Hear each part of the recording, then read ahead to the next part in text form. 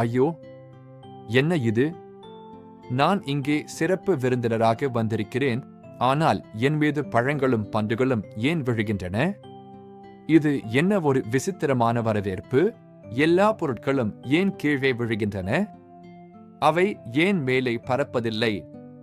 இந்த கேள்விதான் ஒரு பெரிய கண்டுபிடிப்புக்கு வழிவகுத்தது. ஆம், நான் பேசிக் கொண்டிருப்பது ஈர்ப்பு விசை பற்றித்தான். இந்த பிரபஞ்சத்தில் உள்ள ஒவ்வொரு பொருளும் மற்றொன்றை ஈர்க்கிறது.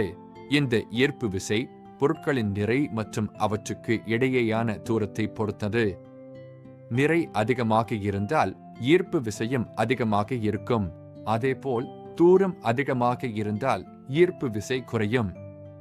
இதுதான் பிரபஞ்ச ஈர்ப்பு விதியின் அடிப்படை. நாம் நடப்பதற்கும் பந்துகள் கீழே விழுவதற்கும் ஏன் சந்திரனும் பூமியைச் சுற்றி வருவதற்கும் ஈர்ப்பு விசைதான் காரணம். இது நம்மை சுற்றியுள்ள ஒரு அற்புதமான சக்தி. ஆகவே அடுத்த முறை ஒரு பொருள் கீழே விழும்போது அது வெறும் விபத்து அல்ல, அது ஈர்ப்பு விசையின் ஒரு அற்புதமான செயல் என்பதை நினைவில் கொள்ளுங்கள். நன்றி.